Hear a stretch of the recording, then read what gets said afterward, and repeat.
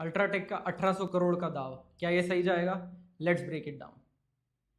UltraTech cement अब सिर्फ एक सीमेंट कंपनी बना नहीं रहना चाहता, ये एंटर कर रहा है 1 लाख करोड़ के वायर्स एंड केबल्स इंडस्ट्री में। Is this going to be a master stroke or a risky distraction?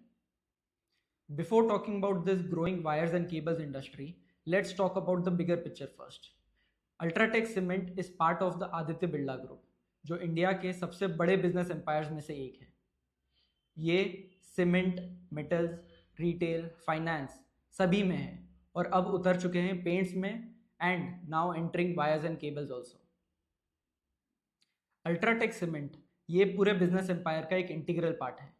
It is the biggest cement manufacturer in India and the third largest cement manufacturer in the entire world.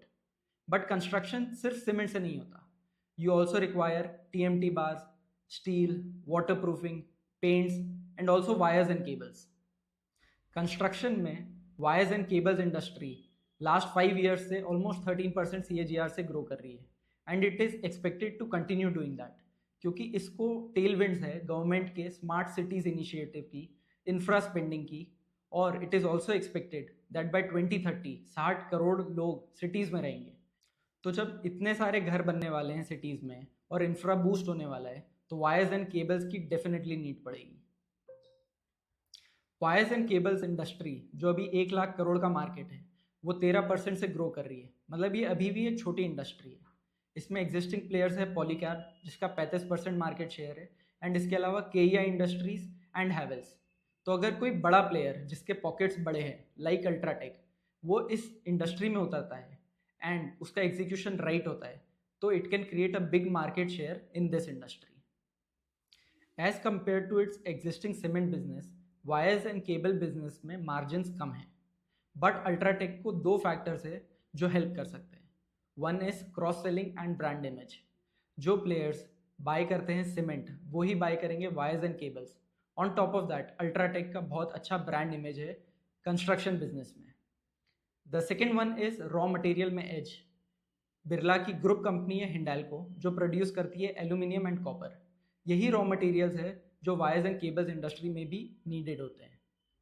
तो existing players का तो समझ आता है कि वो क्यों गिरे, बट अल्ट्राटेक खुद क्यों गिरा? तो ये गिरावट के 2 मेन कॉजेज हैं। वन इज इन्वेस्टर्स को ये रिस्की लग रहा है। क्यों?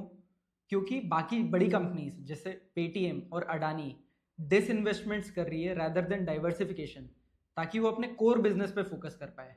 वहीं अल्ट्राटेक एक लो मार्जिन बिजनेस में एंटर करने का सोच रही है। And the next one is overall market ही वीक चल रहा है एंड इन्वेस्टर्स सभी शेयर से एग्जिट कर रहे हैं कहीं ना कहीं।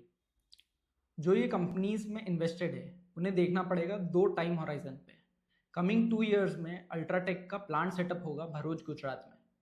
तब एग्जिस्टिंग प्लेयर्स के रेवेन्यू मार्जिन में कोई फर्क नहीं आने वाला है, बट इस दौरान existing players like Polycab and KEI इनको एक एज या मोट फाइंड आउट करना पड़ेगा ताकि वो अल्ट्राटेक के अगेंस्ट फाइट पुट अप कर पाए जब वो एक्चुअली एंटर हो जाए इस मार्केट में। यही 2 साल के टेक्नोलॉजिकल एडवांटेजेस शायद एग्जिस्टिंग प्लेयर्स को सस्टेन करने में हेल्प करे लॉन्गर टर्म में।